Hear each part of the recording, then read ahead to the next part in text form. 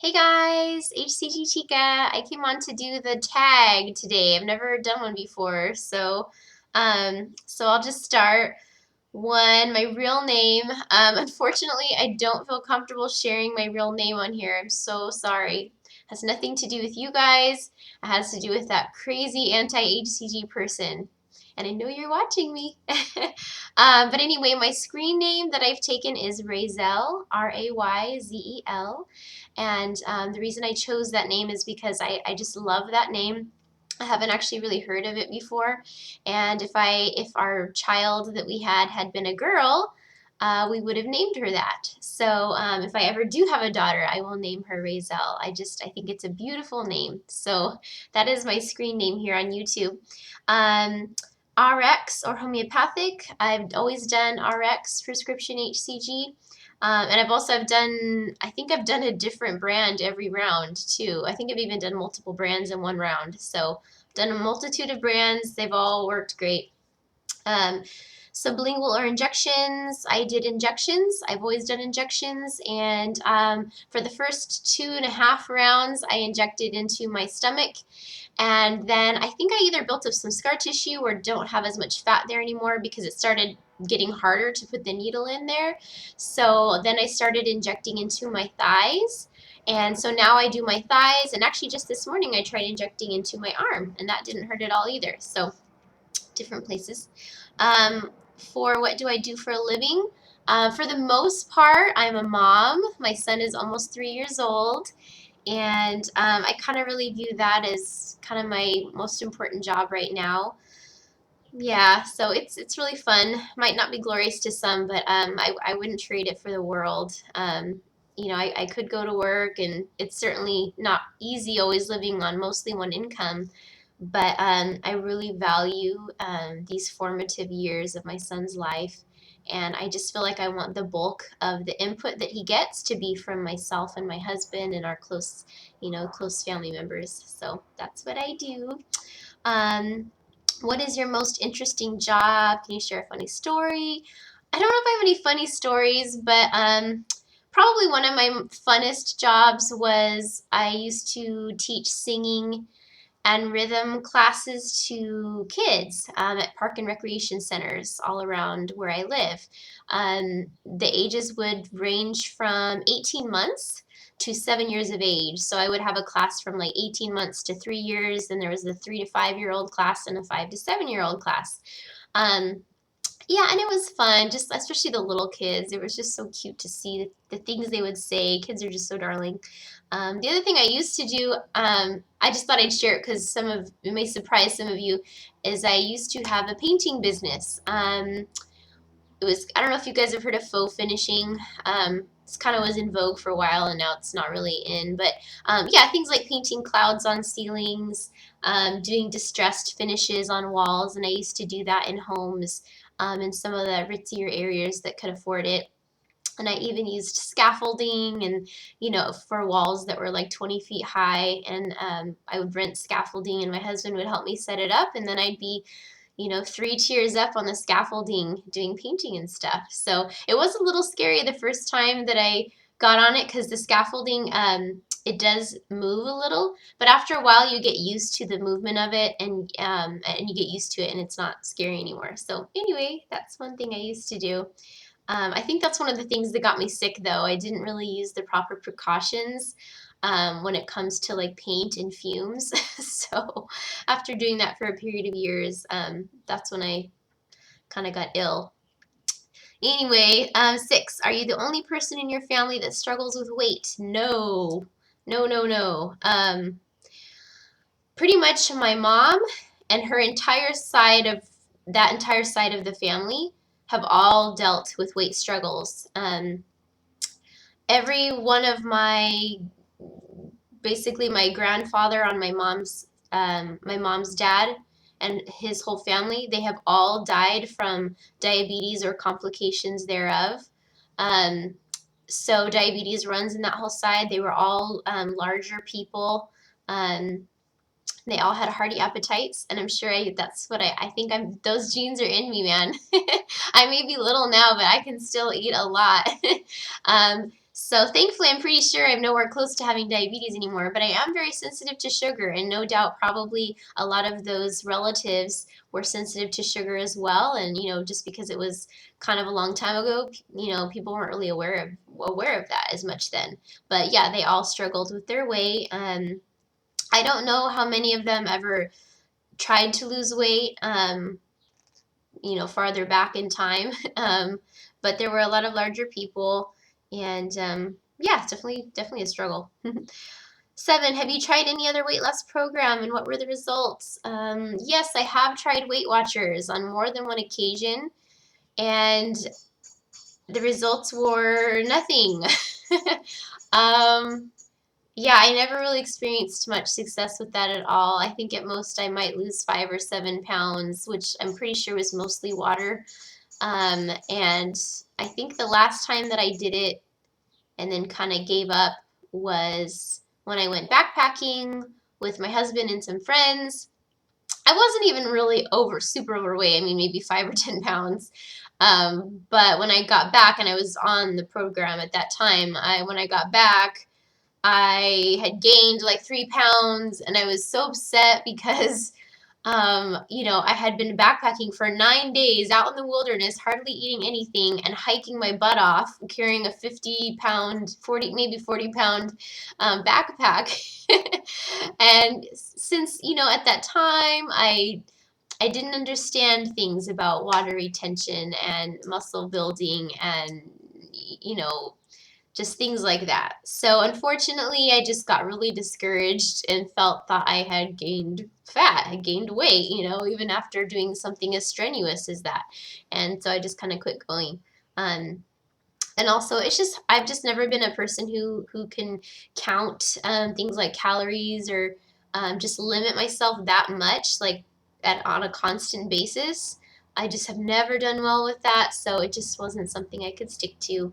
But I did try it, and I think the meetings about it were good. I think that was a really neat aspect of it, that you're meeting with people and discussing, and that's why I feel like this YouTube HCG community is so important. And I really think it's an important part of being successful on the protocol is to not only watch vlogs and comment, but to make vlogs yourself, because it's basically like having a virtual, Weight Watchers meeting, but for HCG, and I really do value that a lot. Funniest or worst weight loss program you've ever tried? I don't know if this is actually a program, but when I was younger, my mom is a music teacher, and she used to put on little recitals out of our home, and then eventually we did them in larger centers. And so, and I would sing in them. So before one recital we had coming up, and I think I was dancing too. I used to dance. I used to do jazz and ballet. So I was going to be dancing, I think. So basically, I think a week or a week and a half before the recital date was, I started walking like 8 miles a day at a marina that's near our home. Basically, it's a 1 mile loop, and this was crazy. So I would go there in the morning. I would do the loop 4 times. I'd walk 4 miles, and then I'd come back that evening and walk the loop another 4 times. So I would walk 8 miles, and I think I did that every day for like 6 or 7 days. So I ended up walking like 40 or like 50 miles in 1 week. And I think it's possible that I was on the master cleanse at that time as well. I think I was. I think it was like a combo of walking 8 miles a day and doing the master cleanse, which is basically fasting almost. You're not eating anything. You're drinking water that has some lemon juice and maple syrup in it. And yeah, and I don't know, I think I was down about 6 pounds for the recital, and then I felt all thin and skinny, and then of course right after I don't think it stayed off. And also I had like pain in my shins, because that's like way too much of doing this of one thing in such a short period of time. I don't recommend walking 50 miles in 1 week like that. That was pretty crazy. The things that we'll do to look good in front of people, right? So anyway, do you have any chronic health issues? Do you believe that they are a result of abnormal fat? I do. I have had some major chronic health issues. I'm only 31 right now, but I started having health issues when I was, I think, about 20, 21, 22, maybe 22. And at that time, it was not a result of fat because I was not overweight at that time. For me, I believe it has to do more with the environment I was in chemically with all the paints and stuff like that. And not, like I said, I didn't use gloves, I didn't wear masks. And probably in my genetics, I have a predisposition to autoimmune conditions. And I kind of feel like that, or possibly some other things, certain stresses in my life at that time kind of triggered the start of some of my autoimmune conditions. However, as my illness continued and I didn't know what it was and I became more and more limited in my physical activity, I did gain weight, and I'm sure at that point it wasn't helping anything. Also, since toxins are stored in fat, I'm sure some of the toxins that I was exposed to as my body gained weight probably got stored in that fat. So that's one reason I'm really happy that I've lost so much fat. I lost over 30 pounds of fat because I feel like a lot of the toxins that were probably stored in that fat is also gone. So I'm really happy about that. Um, and basically, at this point in my life, even though I still technically have health issues inside of me, they're not manifesting. Meaning I feel really good. I have good energy. Although I do have to be very careful of what I eat. As long as I stick to my program, what I do these days, I feel fantastic. So, and that's kind of what counts for me. 10, do you have your vitamin D checked? I have had it checked a few times in the past. The most recent time was probably, I don't know, a year and a half ago. Yes, it's low. It's definitely not optimal at all. It's pretty low. I can't remember what it was last time. Might have been like, I think it was like 22 or 25 last time. However, I have supplemented with vitamin D drops in the past, but my body has gotten so sensitive that I can no longer do that. I'm very sensitive to the sun. I can't take vitamin D. If I do, I get really depressed and really tired. So whatever the case is, apparently my low vitamin D levels aren't affecting me too badly, at least not enough for me to take it and feel horrible.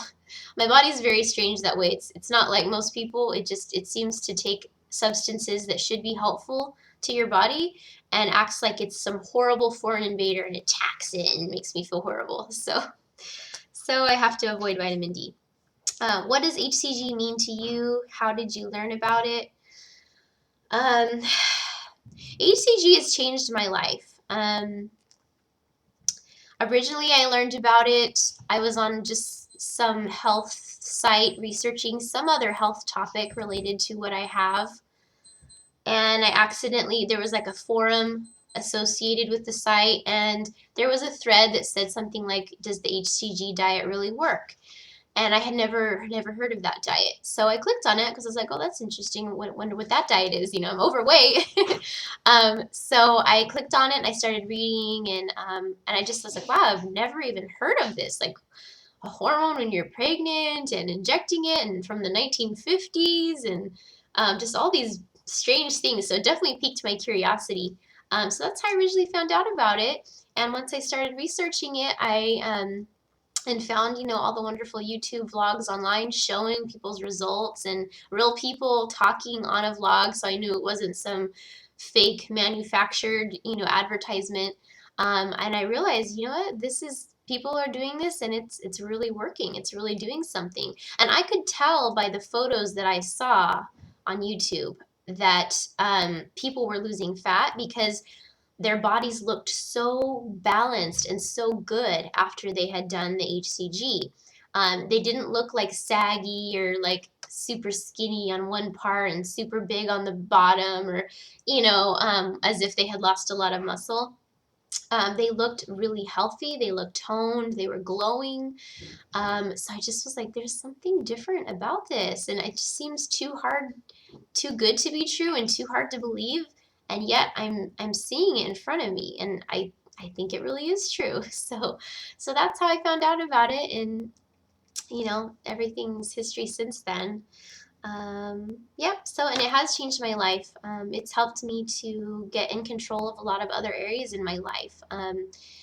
I'm able to exercise again. And, you know, my health is a lot better, not only because of the HCG, it really has to do with a combination of things, but doing HCG actually got me to pursue getting off of gluten for the first time long term. And that's something that I had not had the mental or emotional strength to do before. I had kind of tried because I had heard that getting off of gluten is a good thing to do for people with autoimmune disorders, especially for Hashimoto's thyroiditis, which is what I have.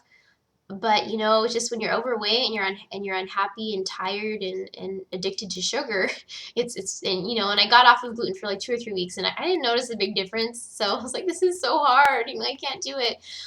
So then I gave up. But basically, HCG kind of, since I wasn't doing the Melba or Grissini when I did HCG, it kind of ended up causing me to be off of gluten for almost 3 months, which is the amount of time they tell you to remove it before trying it again. And by that time, I tried it again, and my intestines just totally were like, no, don't you dare put this in me, and put me through you know what. So yep. So it really has helped me to start a bunch of other changes in my life that are now a part of my life forever, you know? So anyway, that's my info, and I'm having fun watching some of your guys's too. I'll talk to you later. Bye.